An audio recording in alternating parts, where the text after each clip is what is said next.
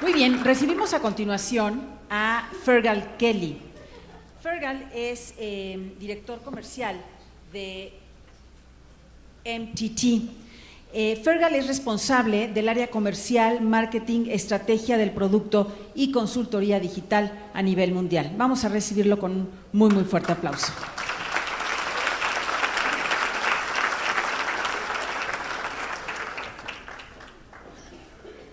Hello, good morning. First of all, it's a very great pleasure to be here today just to talk to you all about mobile. I think the title of the question was about everything mobile. The title of the presentation was about everything mobile. Just a brief introduction. My name is Fergal Kelly. I'm the Chief Commercial Officer at MTT, which is now part of the Travelport organization known as Travelport Digital. Within that company, my responsibilities are for sales, our product strategy, global marketing, and our digital consultancy. Just to give you kind of a framework for what we're going to go through, we're proud to be able to claim a number of some of the world's leading travel brands as some of our customers. All of the apps that you see listed up here, apart from the contacts one, are customers that we have delivered mobile solutions for, including, I'm proud to be able to say, in the final stages for Aeromexico. So as I said, the title of today's presentation is about everything mobile, but in fact, I'm probably going to try and have a conversation with you more about change. Change in technology, change in people's behaviors, change in people's expectations. So, those who follow all things mobile, they love this ad. So this is a 1991 advertisement for a President's Day sale in the US for all of these devices. Now the interesting thing about all of these devices is that if you were to have gone to that sale on that particular day and you wanted to buy all of these things, the computer, the answering phone, the music maker, it would have cost you $3,242. Today, all of these devices exist in just one. And that's something that we've probably become so used to, we forget just how transformational that was relative to 1991 and how transformational it is in terms of the changes it's bringing about in terms of how we work, how we live, how we travel, how we do business. Essentially what I'm saying is that in terms of the world we live in, the pace of change in society and business, it's fundamentally shaped by mobile technology. In that ad, that Radio Shack ad I just showed you, it had a call to action that said, if you want to find a Radio Shack store, look it up in a phone book. Today, nobody even knows where you would find a phone book. Today, you Google everything. So, if anybody is looking for a new phone and you want to find a Radio Shack, it's 12 hours away in Texas, go out the door, turn right, you'll be on your way. How we live, communicate, and travel and do business has been fundamentally changed. It's important to realize that we live in a mobile environment, in a mobile culture that simply did not exist 5 years ago. The technologies that we're so comfortable talking about, that have become such an integral part of our lives, these are all coming at us at a very fast pace. Artificial intelligence, augmented reality, types of devices, types of payments, virtual reality. And it is affecting the way in which we interact, the way in which we buy, the way in which we travel, the way in which we communicate. Whether it be WhatsApp, whether it be Uber, whether it be Twitter, whether it be Amazon, it's changing every aspect of our lives. And mobile is driving that change relentlessly.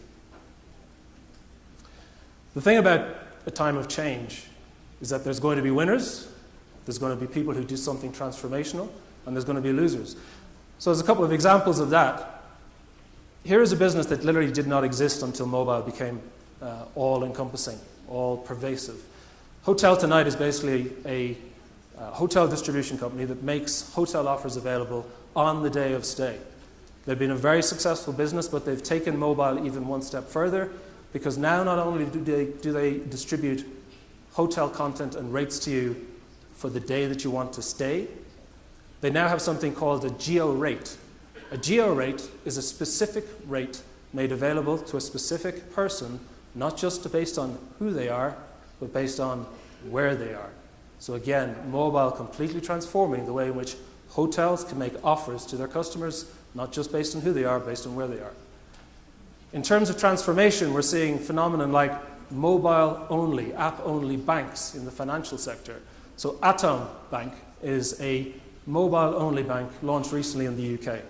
They estimate that 9 million consumers in the UK are willing, ready, and wanting to adopt their financial services solely through a mobile device, and they're betting big on that being the case. And as with all things in times of change, this is a snapshot of the Financial Times in the UK last Thursday, where BlackBerry announced that it will no longer manufacture handsets. In 2010, the market share of BlackBerries in the US alone was 41%. By 2014, it had dropped to 0.8%. They had not understood the fundamental impact of the rise of technology from smartphones. They did not understand people's expectation for a compelling, seamless user experience, and this is the cost of not recognizing and adapting to that change. So, technology is one thing, but the question is, well, who are all these people who are sort of using this technology and creating new forms of behavior, new ways of working? We talk a lot about millennials. People also talk about them as Generation Z. Generation X, baby boomers, Generation Y, people kind of my age, Generation Z. So there's different ways you can figure out whether somebody is a Generation Z person or not. My favorite way, personally, is show them this picture and ask them, what is the relationship between these two devices? If they don't know the answer to it, you're probably talking a Generation Z person. Now, they're a tricky bunch, these Gen Z people. Some of them kind of pride themselves on being hipsters, being very, very comfortable with things like vinyl records. So if you show them this picture, they'll probably say, yeah, I know what that is. I know that's not a Frisbee. The challenge, however, is to ask them what to do with it by pointing them to the device on the other side of the picture. And I guarantee you most won't know what to do with it. They do not recognize what a turntable is. So anyway, when you're out in the world, you're trying to figure out, am I talking to a Gen Z person? A couple of handy tips to figure out how to do that. So the question is, what do they want? Or what are they used to? What is the way in which they think, live, and work? Essentially, they expect everything to be here, on this device. Offers, content, information, interaction, all to be there on one device. I have 3 kids. I've got two young boys who love football. And during the summer, because kids keep growing, they needed new soccer boots. So what was the most convenient way to order their soccer boots? Well, we went online. We ordered 2 very lovely new pairs of boots for both my boys. Goods arrived 3 days later. Boys unwrapped their gifts, or the box, delighted with their present. Everybody happy. The next day, my son comes to me. He says, Dad? I said, yes, son. That's not how you do it. He said, I've been thinking about something. I said, really? What have you been thinking about? I was hoping it wasn't one of those hard birds and bees questions, because that could have been a bit awkward. He said, how did you buy stuff before the internet? I went, okay, I'll tell you what, I'll get back to you, son. The point is that Generation X, Generation Y, and now Generation Z are entirely comfortable. They have never known a world where these devices don't exist, where they don't have access to information, where they don't interact with their peers, with their groups, with information, with services through their devices. They expect to be multitasking across multiple devices, and as Matt said, the average assumed attention span is 8 seconds. That's 8 seconds to engage your new future consumer. When it comes to travel, the question is, what are they all doing? Well, we've seen some of these stats already. People are already, in the majority, searching for destination information on their mobile devices when they're in those, Google likes to refer to them as those magic moments, or those moments in travel, or those mobile moments. In an I want to get away moment, 60% will start that process through a mobile device. When they start to really think about where they're going to go, they're going to be researching, making plans, using their mobile devices. People are already comfortable making financial transactions, booking their travel. 31% of leisure travelers are already very comfortable doing that on a device. 53% of business travelers are already very happy to do it. And 85%, when they're in destination, they expect their mobile device to have access to the information that allows them to know what are the in-destination services available to me and how might I access them. So those can't wait to explore moments. Now the key thing is that 88% of smartphone users, if you're not serving them with the best experience, they're going to go and find somebody who will. So you've got to get it right. And there's a lot of talk about whether I should use responsive web or progressive web or wrapped web, or should just take my website and wrap it in some shape or form. Let me be clear. If you're going to create the compelling user experience that you must in mobile, native solutions are proven to have the highest rates of return, the highest levels of engagement, and gain new customers. So what are those customers really looking to do? They want to be delighted. They want simple, well-designed functionality that changes their lives. And using things like Twitter and social media, they're very happy to tell their friends about it. They want to be able to tell people about the great experience they had with, for example, an airline app that gave them all of the information they needed in relation to their travel. They want to be able to talk about apps that actually give them very, very frictionless experiences, like how to actually load up their passport information through a scanning mechanism using their mobile phone. And they want to be able to praise an app if it's actually gone and done something really, really useful, like helping them navigate on the day of travel. And you do all those things well, and you will drive revenue, and you'll drive repeat usage. And it's all about thinking through the customer journey, the user experience, and how you want to do that better than everybody else. The thing to think about with mobile as well is you've got to understand what are the unique opportunities that mobile affords you that are not accessible to you through other online channels. It's about being able to target in real time your message. It's about knowing what those people are. It's about knowing the context of what they're doing and being able to give them relevant offers at that moment in time. Serve them up with a magic moment. It's about providing services beyond just the booking, beyond just that initial interaction. It's about giving them the capability to see you as a trusted brand throughout their journey, offering them services, information, advice, guidance all the way through their planning, all the way through their booking, all the way through their journey. And doing all of these things well creates opportunities for incremental revenue. The thing about mobile is that it is incredibly immediate. So there's a capability that we talk about, which is push notification, the ability for those messages, those alerts that you all get through your mobile devices to come to you.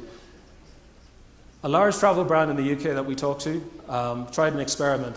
It was wondering what it was like to try and help people deal with the fact when you've been on a wonderful 2 or 3 week sun holiday and you have that awful sinking moment when you come home. You arrive, if you live like me in Ireland or in the UK, it's typically grey, it's usually raining.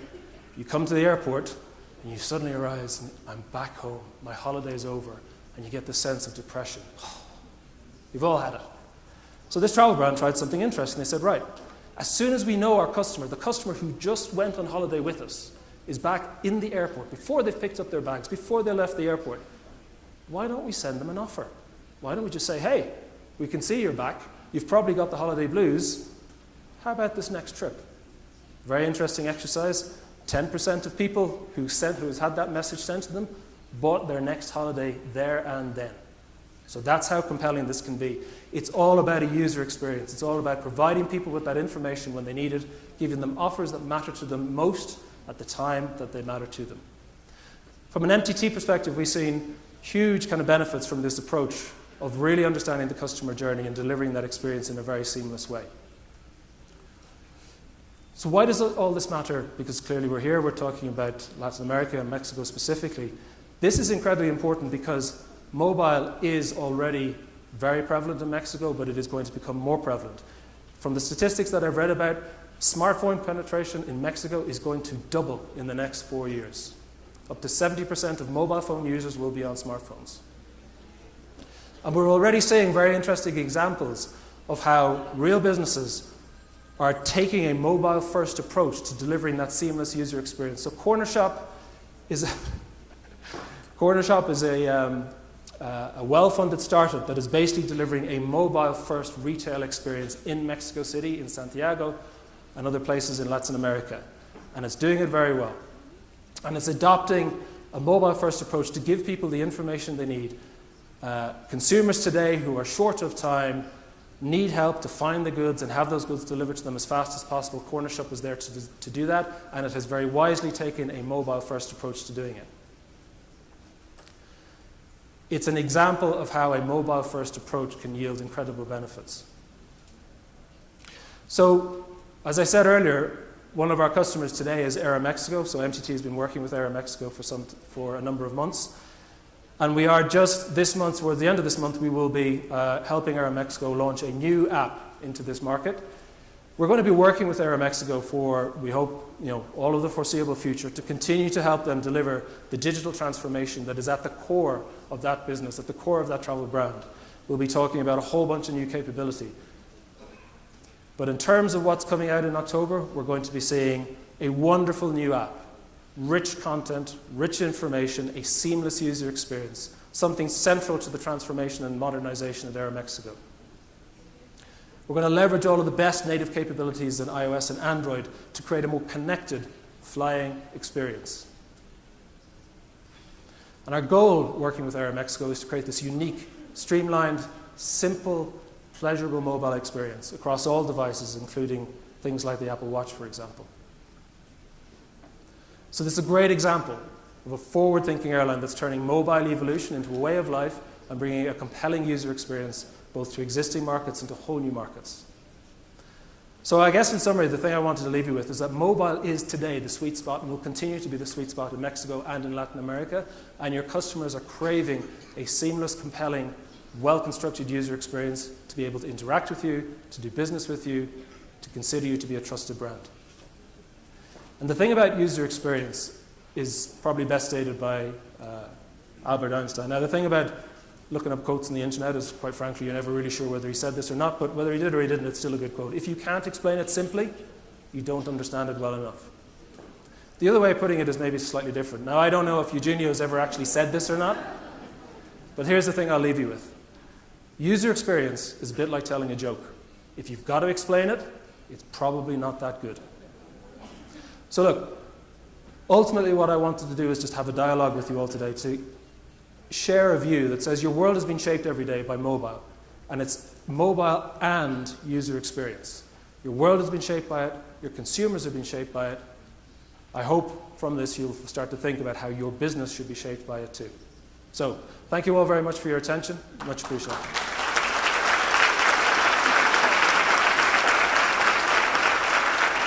Thank you, Fergal. Thank you very much. Le voy a pedir a Juan Ignacio Esteta, asesor del CNET, si es tan amable de acompañarnos a entregarle el reconocimiento y agradecimiento a Fergal.